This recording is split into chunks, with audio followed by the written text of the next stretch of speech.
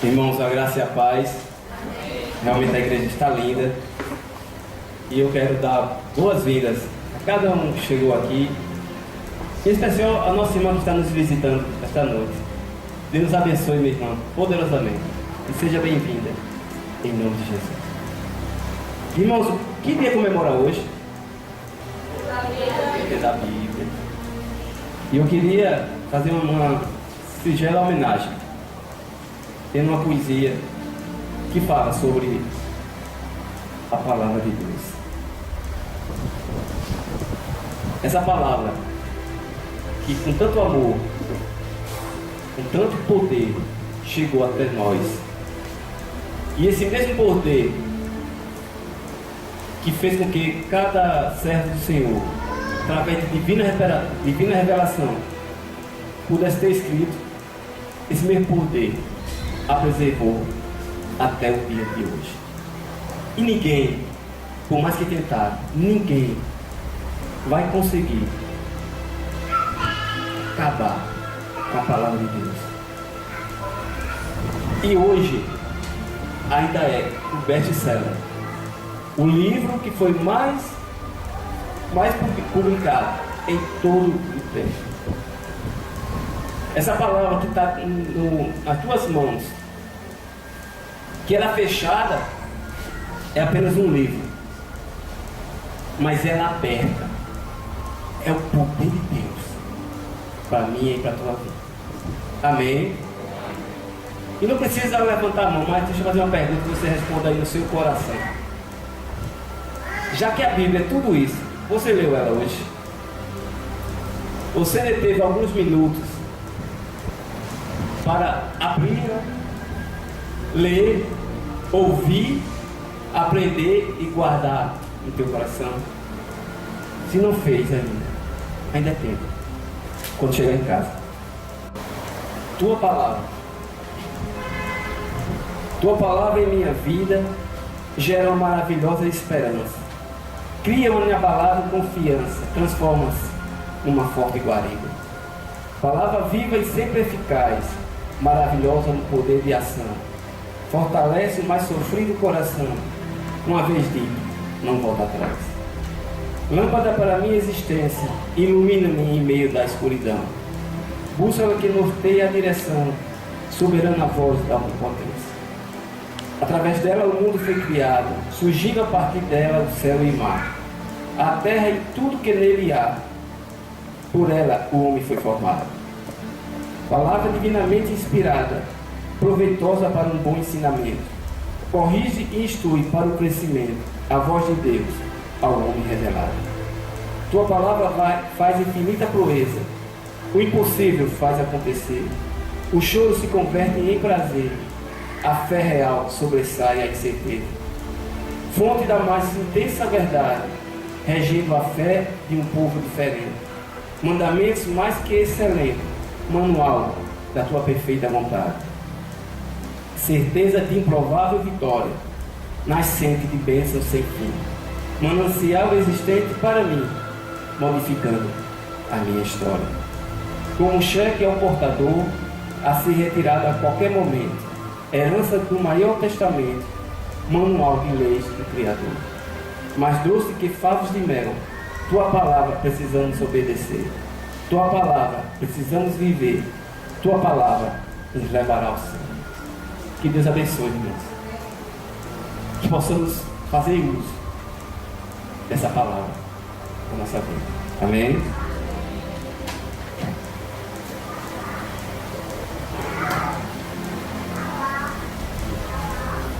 Mas hoje,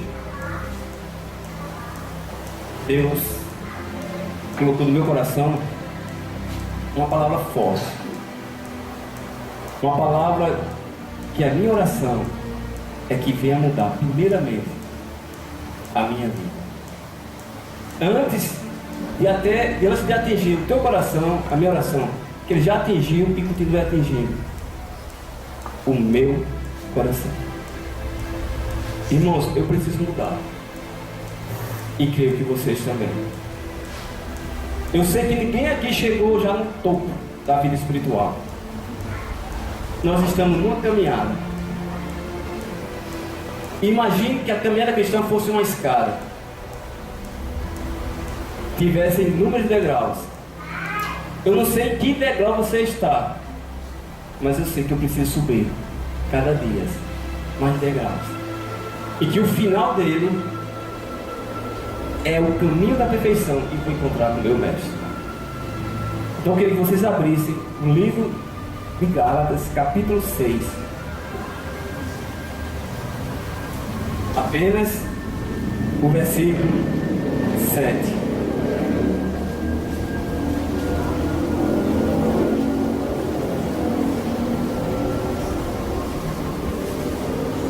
Gálatas 6, 7.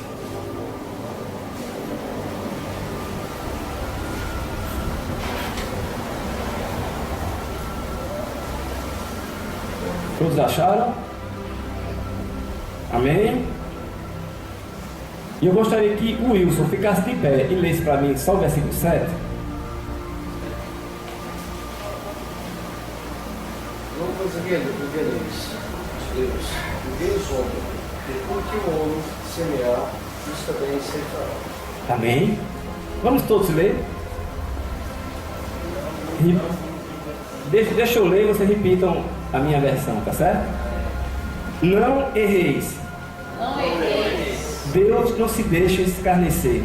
Deus não se deixa escarnecer. Porque tudo que o homem semear, Porque tudo que o homem semear, isso também ceifará. isso também ceifará. Amados, eu não sei se vocês não estão percebendo, nós estamos vivendo os últimos dias de 2014. Hoje já são 14 de dezembro. E eu não sei como você começou o ano. Se começou bem com Deus, como se começou uma vida em santidade. E eu não sei como você está terminando o ano. Mas eu quero dizer que o mais importante do que começar bem é terminar bem. Muitas pessoas tiveram na vida missões privilegiadas. Tiveram oportunidade de marcar a sua geração. Tive a oportunidade de escrever o seu nome na história. Mas por causa do pecado, eles não conseguiram marcar de uma forma positiva a sua geração. Ele não escreveu o seu nome na história como exemplos. E tiveram toda a oportunidade que Deus podia ter dado a eles. E eles não conseguiram. Se você parar para pensar, você vai ver na Bíblia tantas pessoas, irmãos, que podia hoje, quando você lesse a Bíblia, encontrar outros Daniels, outros Joãos, outros Pedros, outros Josés. Mas pessoas, irmãos, que começaram tão bem, mas tão bem, e com o passar do tempo, entraram num declínio espiritual tão grande, que o final dele foi trágico. Eu queria compartilhar com vocês 3 personagens da Bíblia. E a partir desses 3 personagens, a gente começar a avaliar a nossa vida. Será que estamos da mesma forma daquele dia que começamos? Será que estamos vivendo de uma forma... Olha, irmãos, eu gosto muito de estar perto daquele que está na fase do primeiro amor. Eu aprendo muito mais com quem está no primeiro amor do que quem quer crer há mais de 40 anos. Porque aquele que está no primeiro amor, irmãos, Deus é tudo na vida dele. Ele tem uma sede de Deus tão grande que ele quer viver Deus 100%. E aquele que tem 40 anos de crente, a maioria se acomoda. Já cheguei no patamar, eu não vou crescer mais. Abre umas brechas aqui, umas brechas ali. Vem para a igreja mais por obrigação do que por amor a Deus, por uma motivação. E isso, irmãos, infelizmente acontece na nossa vida. Mas hoje é dia de eu e você. Eu estou me colocando como primeira pessoa. Refletir. Como foi que eu comecei? Como é que eu estou hoje? Como é que eu quero terminar a minha carreira?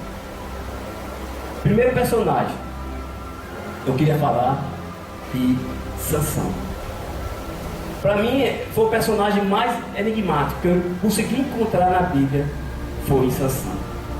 Ao ponto que eu pensava, quando eu me converti, que Sansão era uma mitologia. Assim como existe Hércules, para mim Sansão era uma mitologia. E eu perguntei a um irmão, logo nos meus primeiros dias de conversão: Sansão existiu mesmo na Bíblia ou é apenas mito? Não existiu, está lá no livro de Juízes. E eu comecei a ler. Porque, irmãos, se você olhar, só teve Sansão com esse poder que Deus deu, foi só a ele. Essa força sobre-humana foi só a ele. Sansão seria hoje o X-Men, indestrutível. Gente, se você acompanhar, se você ler o livro de Juízes, você vai entender que o contexto histórico do nascimento de Sansão é que o povo de Deus estava sendo escravizado por 40 anos pelos filisteus. O povo de Deus escravo por 40 anos. E lá no povo de Deus tinha uma família, tinha um casal, em que o homem era Manoá, o nome dele, e a sua esposa era Esther.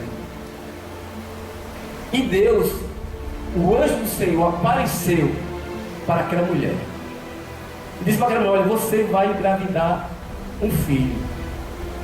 E esse filho, que vai nascer do teu ventre, que é estéril, ele vai iniciar a libertação do povo de Deus aos filisteus. Olha que missão nobre. Sansão veio, irmãos, de um ventre estéril. Sansão veio com a missão. Ele iria iniciar a libertação do povo de Deus contra os filisteus. Coisa nobre.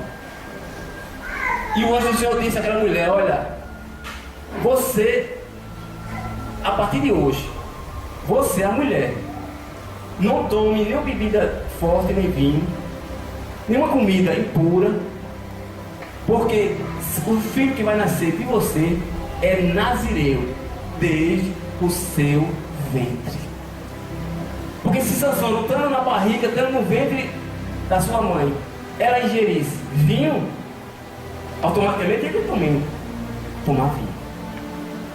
Você não tome vinho. E nazireu significa, irmãos, alguém que é separado, consagrado unicamente para Deus. Veja que privilégio. E aquela mulher ficou espantada com aquela visão, chamou o seu marido e Manoá orou ao Senhor: Deus, traz de novo essa revelação, traz de novo esse anjo para falar. Como é que eu vou criar esse menino? Amados, e o anjo do Senhor apareceu novamente à mulher. A mulher estava sozinha. A Bíblia diz que a mulher deu uma corrida, chamou o seu marido, o marido veio e encontrou-se com o anjo. E o anjo do Senhor repetiu as mesmas palavras que tinha dito à mulher. E o homem, Manoá, disse: deixa eu preparar um cabrito para você.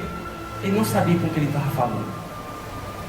Aí o anjo disse: primeiro, você precisa oferecer a Deus. E Manoá preparou todo o holocausto, ofereceu o cabrito, queimou o cabrito no holocausto. E quando a fumaça estava subindo, o anjo do Senhor subiu junto com a fumaça e ali desapareceu. Então o Manoá entendeu: eu estava falando com o próprio Deus. Gente, Deus veio na terra, personificado como o anjo do Senhor, só para abrir a madre daquela mulher e para ali nascer um homem que iria libertar o povo de Deus. Já pensou que privilégio? Já pensou o que aquele homem poderia ter feito? Amados, aquele menino nasceu, cresceu. O Espírito Santo de vez em quando vinha e tomava conta dele, e ele tinha uma força sobre-humana. A Bíblia diz que ele matou um leão só com as mãos, rasgando assim, como se rasga um cabrito. A Bíblia diz que ele lutou com 3.000 homens, só com uma queixada de jumento, e venceu 3.000 homens. Nem X-Men consegue um feito desse. 3.000 homens. E ele enfrentou. Tudo com a força do Espírito Santo. Só que ele tinha um segredo com ele e Deus, que foi revelado à mãe e ao pai. Você é nazireu. Você não pode tomar vinho. E você não pode cortar os cabelos. Que se cortar, você vai perder a força. Amados, era só viver em santidade. Era só obedecer aquilo que tinha falado através da boca do anjo do Senhor. Só que aquele homem não podia ver mulher. A fraqueza dele era mulher. E ele só procurava mulheres erradas. Ele encontrou uma mulher filisteia e disse: pai, eu quero casar com ela. E o pai disse: mas meu filho, tem tantas mulheres aqui no teu povo, procura uma filha procura do meio do teu povo. Ele vai procurar uma filisteia, porque os meus olhos se agradou nela. Amado, Sansão só tinha olhos, não tinha pensamento, não tinha coração. É aquela, vou para ela. Tem outra ali, vou para lá. Tem outra ali, vou para lá. Só se procurava as mulheres. Você conhece algum homem assim? Eu conheço muito, viu? Conheço muito que não pode ver uma mulher.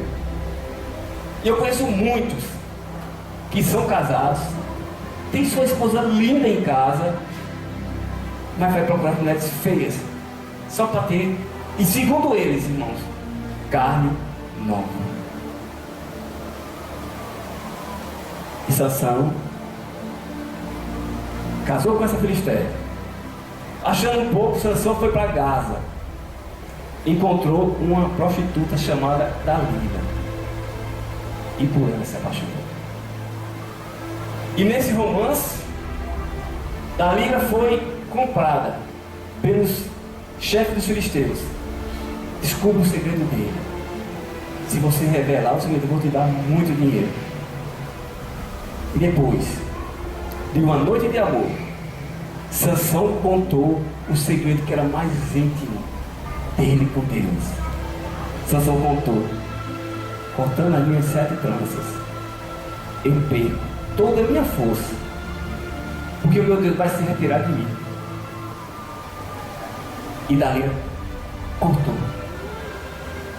E Sansão perdeu as forças. Os homens dos filisteus prenderam Sansão. A primeira coisa que fizeram, cegaram ele os 2 olhos, arrancaram os olhos fora. E ele foi amarrado. Ele ficava como um troféu, girando o moinho na prisão. Ao ponto que, irmãos, numa grande festa no templo de Dagon, 3.000 homens e mulheres estavam reunidos, celebrando a vitória dos filisteus contra Sansão. Aí disseram: chama Sansão para a gente brincar com ele. Toda vez que eu e você se afasta de Deus, a gente é motivo de brincadeira para o nosso inimigo. A gente vira chacota. Olha o crente, está embriagado no bar. Olha o crente, está traindo a esposa. Olha o crente, está fazendo isso. A gente vira chacota. Mas a Bíblia diz que eles colocaram, chama Sansão para a gente brincar com ele, e colocaram Sansão entre 2 pilares que segurava todo aquele tempo. E eu queria ler com vocês a última oração de Sansão e as últimas palavras de Sansão. Por favor, abra comigo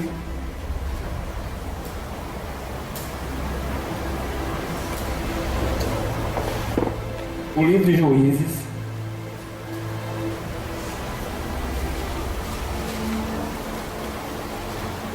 capítulo 16.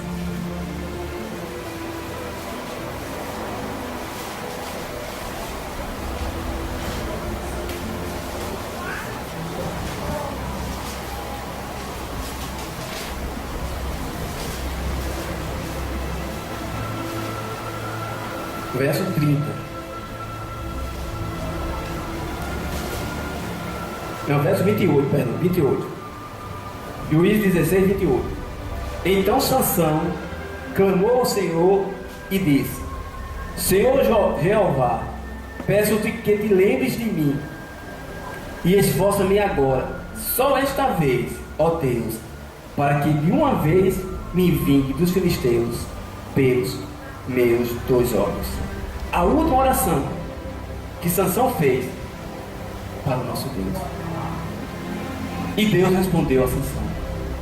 Amados, por mais que a gente tiver caído, por mais que a gente tiver em pecado, quando a gente ora para Deus com sinceridade, mesmo sem merecermos, Deus escuta as nossas orações. Deus não age como age o homem. O homem não perdoa, Deus perdoa. E Deus respondeu. E escuta agora a última frase de Sansão, verso 30. E disse Sansão: morra eu com os filisteus. E inclinou-se com força, e a casa caiu sobre os príncipes e sobre todo o povo que nela havia. E foram mais os mortos que matou na sua morte dos que os que mataram na sua vida. Você quer repetir essa frase? Você quer falar essa frase, a sua última frase? Morra eu e os filisteus? Ou você quer dizer a frase que Paulo disse: combati o bom combate, acabei a carreira e guardei a fé. O que você plantar, isso você vai colher. O que eu plantar, eu vou colher. Sansão morreu sem ter cumprido a missão que Deus tinha colocado no seu coração, que Deus tinha aberto o ventre da sua mãe, que Deus tinha dado todo o poder para ele combater os filisteus. Sansão não cumpriu por causa do seu pecado, e olhar as mulheres e agradar os seus olhos, e nunca agradar ao seu coração. Segunda pessoa, segundo homem que teve um privilégio, irmãos, único na Bíblia, que tinha tudo para marcar a sua geração, que escreveu seu nome na história e não fez. Chama-se Saul. Amados, quando Samuel era sacerdote e juiz de Israel, Samuel foi um excelente, o melhor juiz que Israel já teve. Ele governou Israel segundo a palavra de Deus. Um homem santo. Por isso eu estava comentando que eu fui no casamento sexta-feira, depois eu conto que foi o casamento. Aí nesse casamento eu estava comentando que aqui só nessa igreja existe 4 Samuel. Só nessa igreja. Mas não existe nenhum Judas. Porque o nome marca a geração. Existe Samuel, mas não existe Judas. Porque o Samuel deu um bom exemplo e Judas deu um mau exemplo. Então Samuel envelheceu, ficou velhinho, e ele colocou os seus filhos no seu lugar para julgar Israel. Só que os filhos não andaram seguindo os caminhos do pai. Perverteu o seu coração, vivia em pecado.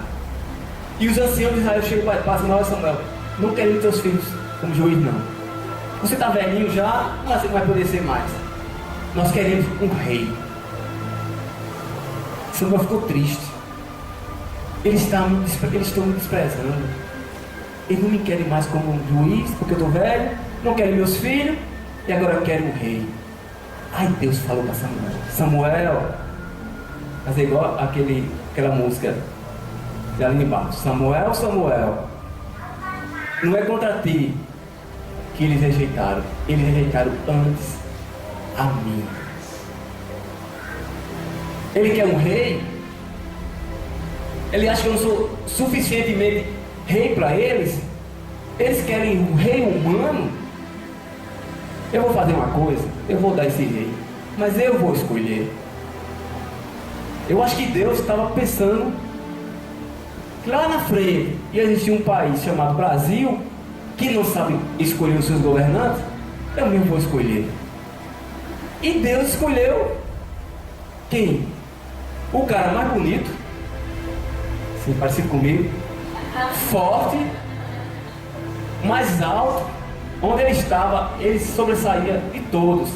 E a Bíblia diz que não tinha um tão belo quanto Saul. Saul vai ser o rei de todo Israel. E o Samuel ungiu Saul como rei. E todo o povo disse: viva o rei. Gente, que privilégio. O primeiro rei de Israel tinha tudo para escrever na história o seu nome. Tinha ou não tinha? Samuel foi logo vencendo os inimigos, foi logo conquistando poder. Deus foi abençoando Saul.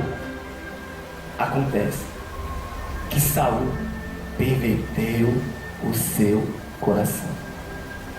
E Deus não achou mais graça nos olhos do Senhor em Saul.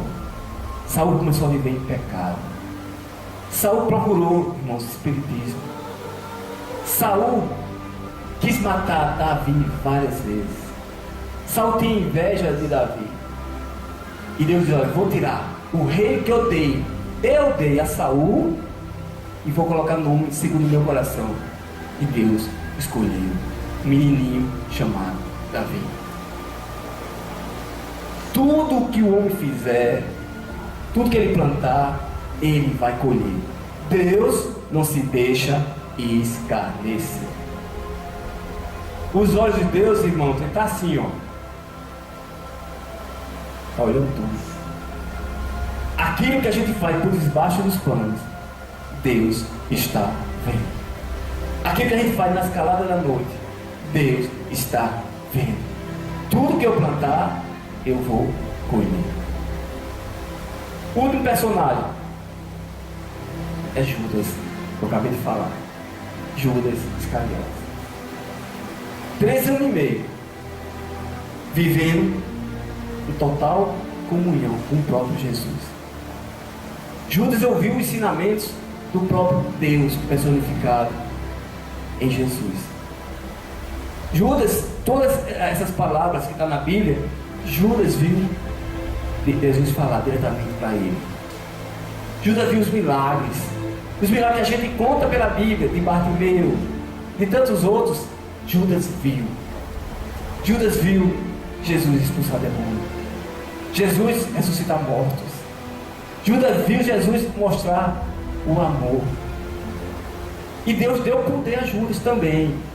Quando saiu o grupo de 70 discípulos, Judas estava lá no meio. E quando ele falou: olha, em teu nome nós expulsamos demônio, nós curamos. Aí Jesus disse: vocês estão alegres com isso? Alegre-se, porque seus nomes estão escritos lá no céu. O de Judas não estava. Ele estava lá do lado.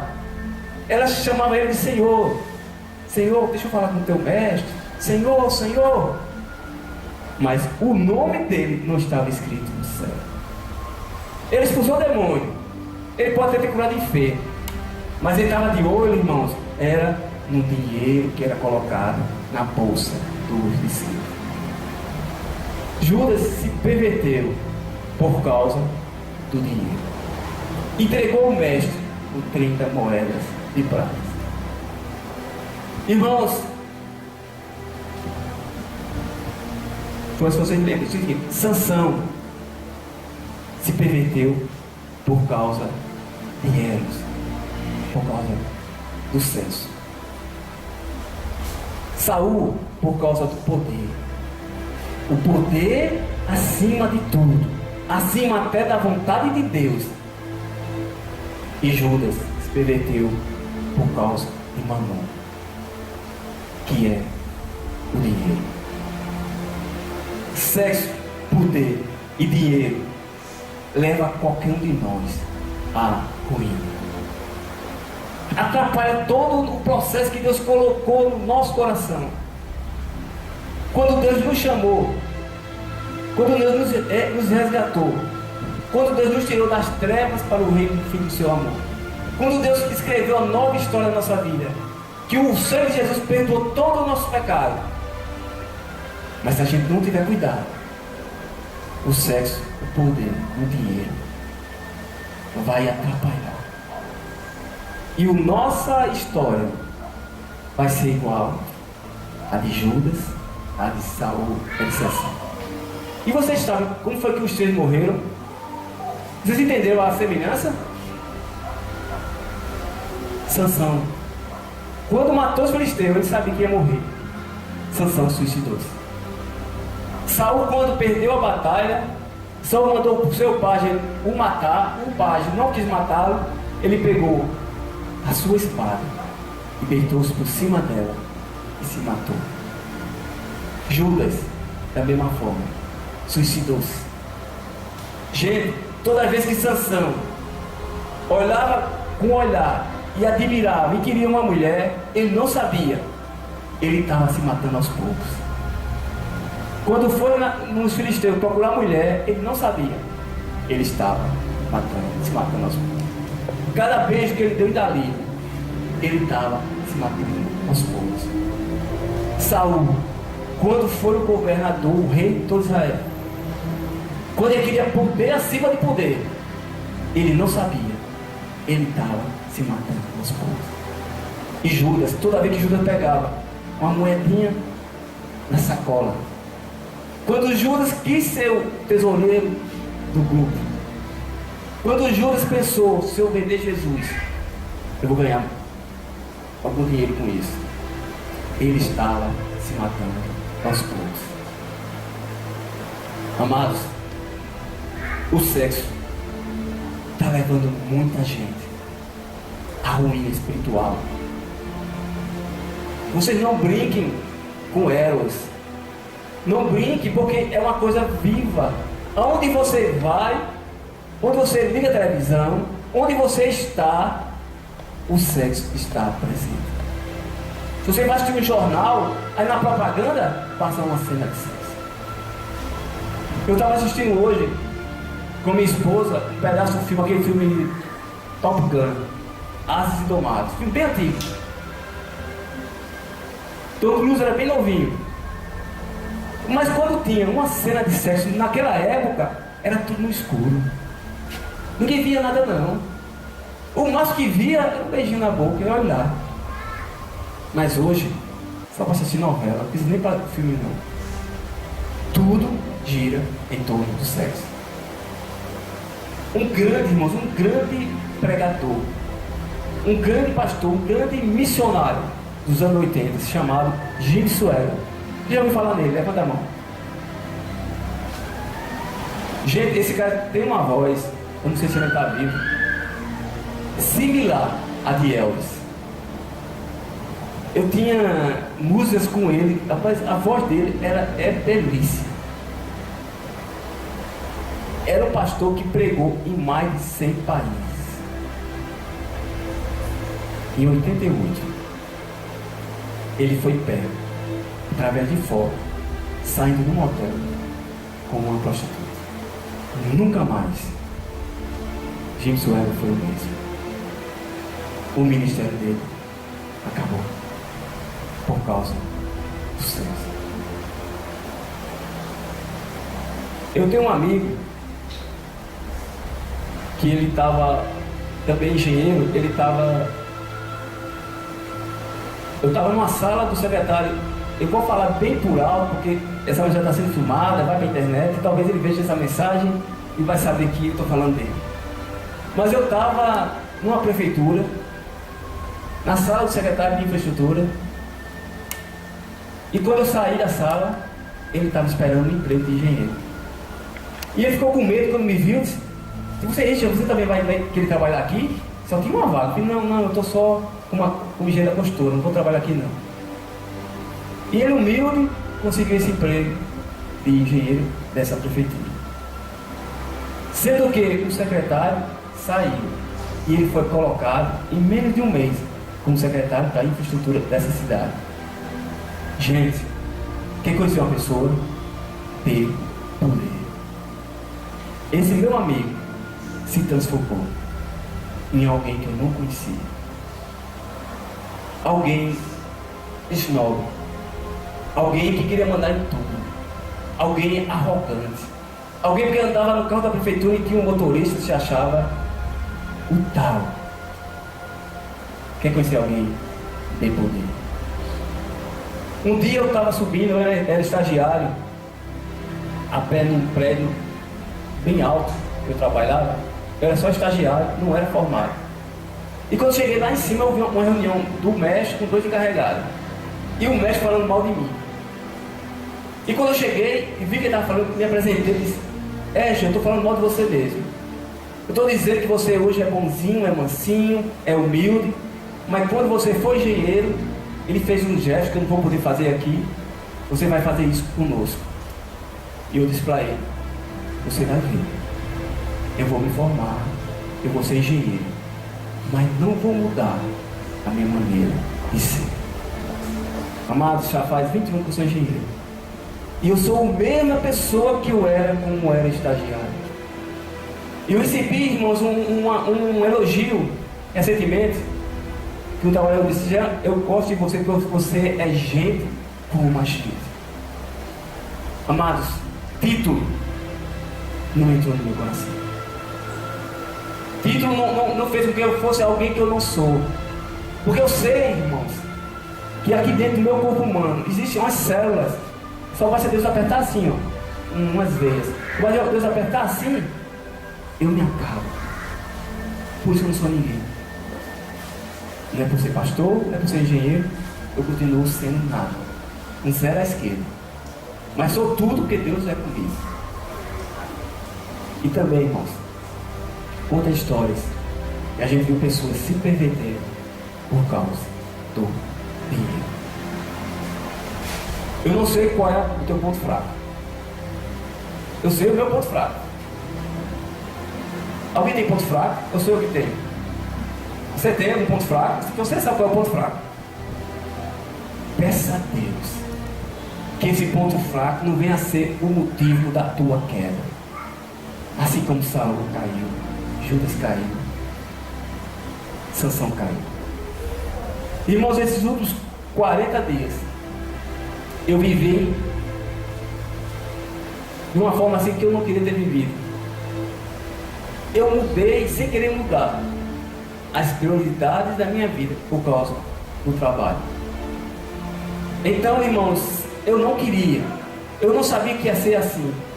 Mas quando eu coloquei as mãos nesse serviço, eu tinha que ir até o fim. Então a minha prioridade de Deus, infelizmente, eu tomei o tempo de Deus. A minha família, eu tomei o tempo da minha família. A minha esposa, o meu filho, quantas vezes eu chegava em casa, passava dias sem ver ele. Quando chegava, ele me cobrava a minha presença. E tinha vezes que eu queria dormir, mas eu cheguei em casa praticamente dormindo. Mas ainda ele queria brincar e brincar comigo. Eu também perdi o tempo com a minha igreja. Coisa que eu queria fazer, eu não fiz por causa de 2 trabalhos. Mas eu quero dizer a vocês, irmãos, que toda vez que eu estava indo para esse trabalho, eu dizia: vai chegar o fim. Eu não quero isso para mim. Eu não sei, irmãos, qual é a minha vontade nunca foi ser rico. Eu nunca sonhei ter uma Ferrari. Eu nunca ambicionei ter uma cobertura do prédio mais caro de João Pessoa. Eu nunca mencionei isso. O que eu quero é estar presente nas coisas que são prioridades na minha vida. Amados, deixa eu contar uma história. Uma história que não é verdadeira. Um pai estava com um garoto. O pai era mendigo. Estava numa cidadezinha pedindo esmola para comprar alguma coisa para o filho. E nessa cidadezinha todo mundo negou. Ninguém quis dar esmola àquele pai. E ele vendo o seu filho cada vez mais passando fome, vendo ele ter um problema maior, ele então imaginou: vou pegar meus filhos, vou pegar um atalho e vou para outra cidadezinha. Lá talvez o coração das pessoas seja melhor e possa dar uma esmola a gente. E assim ele fez. E nesse atalho entrou pelo meio de uma mata e ele viu uma caverna. Uma caverna aberta e tinha os dizeres: pegue tudo que foi importante para você. Em 2 minutos que você entrar, a caverna vai se fechar para sempre. E ele entrou com um filho. E quando viu, tinha muito dinheiro, muito ouro, muitas joias. E ele, 2 minutos, ele começou a pegar tudo que podia pegar. Pegava, entrava na caverna, tirava para fora. Pegava, entrava, tirava para fora. Pegava, entrava. Ele pegou muitas coisas, deu 2 minutos. A porta da caverna se fechou. Ele fez: filho, nós estamos ricos. Filho. O filho ficou dentro da caverna. E ele batia com força naquelas pedras. E as pedras não se abriam. Porque a prioridade, o mais importante, ficou dentro da caverna. Tudo que o homem plantar, ele vai colher. E Deus, irmãos, não se deixa escarnecer. Muitos começam bem a sua caminhada. O meio é mais ou menos bom. E o final é um trajeto. E Deus quer que eu e você comece bem, termine ainda melhor. Amém? O vídeo está preparado? Eu queria que vocês prestem atenção a 2 vídeos que vai falar sobre esse pastor, Jim Soel.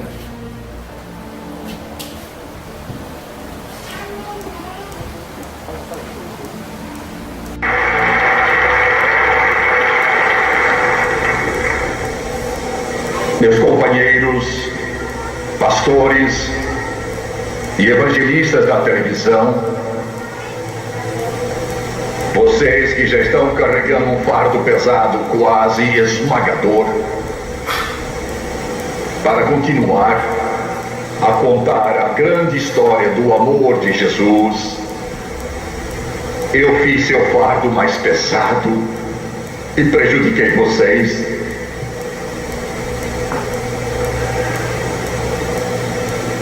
Por favor, perdoem-me por pecar contra vocês. E as centenas de milhões para que entreguei em mais de 100 países ao redor do mundo. E eu olhei para as câmeras e tantos de vocês com o coração tão pesado, precisando de ajuda, recorreram ao ministro do Evangelho como um portador de luz. Vocês a quem talvez a grande maioria nunca possa ver, a não ser pela fé. Eu pequei contra vocês e eu rogo, perdoe-me. E acima de tudo, ao meu Senhor e meu Salvador, meu Redentor, aquele a quem eu sirvo, a quem eu amo e adoro, eu me curvo aos seus pés. Ele que me salvou, e me lavou e me purificou.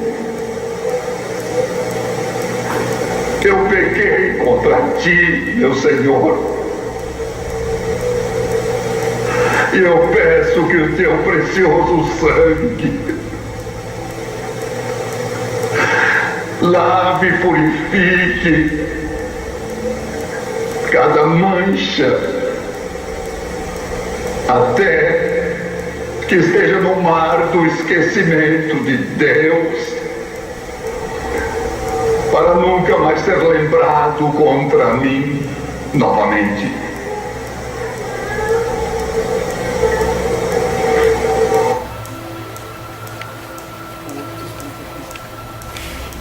Irmãos, essa é a consequência do pecado, em que o homem que era um dos mais conhecidos era ele e Billy Graham, dos anos 80.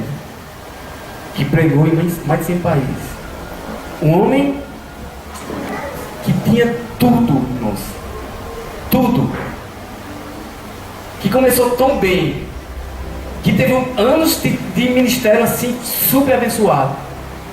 Ele pregou aí, aliás, ele pediu perdão aí em Louisiana, num público de 7.000 pessoas, que era a sua igreja. E como pastor, ele pediu perdão. E ali estava a sua esposa Francis. E ele olhou para ela: me perdoe. Eu sei que Deus perdoou. Eu sei que Deus jogou no mal do esquecimento.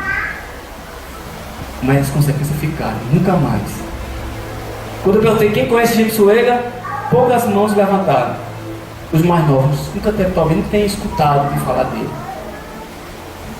Mas esse homem, irmãos, mesmo tendo pecado, é um homem de Deus. Irmão, não julgue ninguém. A Bíblia diz: aquele que pensa está em pé. Que ele pensa, que tem imaginação, está em pé. Cuidado para que ele não caia. E se você chegou aqui em pecado, eu quero dizer que Deus está te dando hoje uma nova chance para você escrever uma nova história na tua vida. Jim Suega não teve mais essa oportunidade. Deus deu uma nova chance, mas os homens não deram. Eu tenho muito medo, irmãos, de vocês um dia se decepcionarem comigo. Mas mesmo se decepcionarem comigo, lembre-se que vale o que está em mim, não sou eu. E mesmo se eu ter feito nada para decepcioná-los, mas mesmo já eu estou te pedindo perdão, porque eu não quero, irmãos, envergonhar. Ele disse: olha, vocês pastores já estão carregando um peso muito grande em ser pastor, e eu hoje sou o maior peso. Mas ele, irmãos, e esse testemunho foi para todos os Estados Unidos e para todo o mundo. Souberam que Jim Suega foi colocado uma foto, ele saindo do motel com uma prostituta.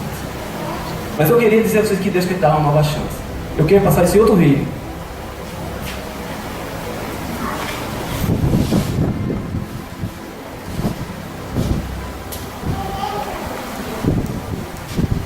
Deus, alguém disse que eu não sirvo mais,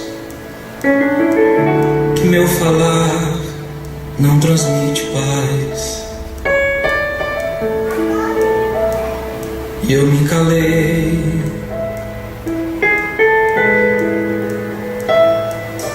Deus, alguém disse que meu cantar não tem unção,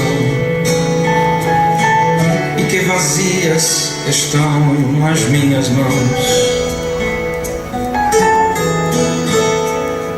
E eu chorei.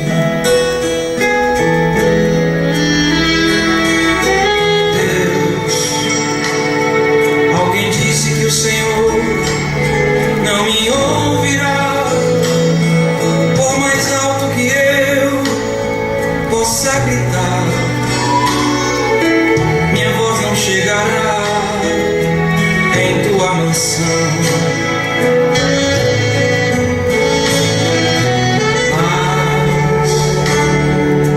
Posso deixar de louvar a ti, se algum dia alguém tentar me impedir. Se não com a boca louvarei, com o coração.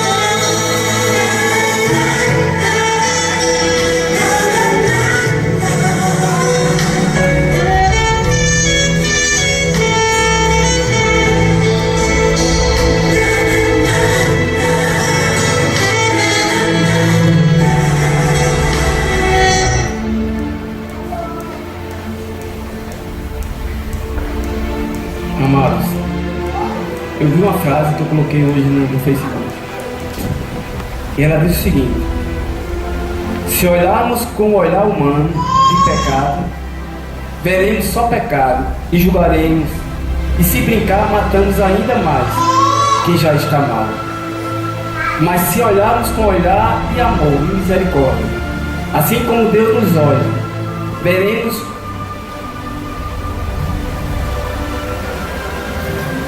um homem com sede de Deus e o diabo enfurecido.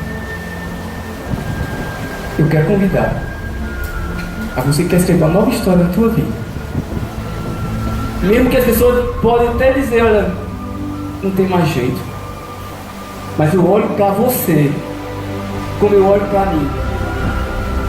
Eu olho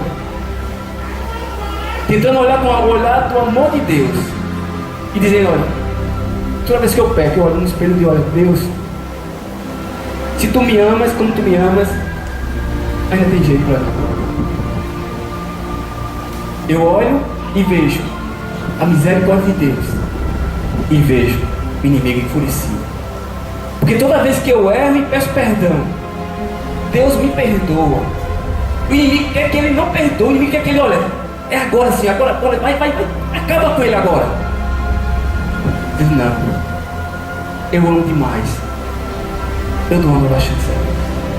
Quero convidar você aqui na frente. Você está esperando uma nova chance de Deus, sabe o seu lugar. E juntos vamos orar.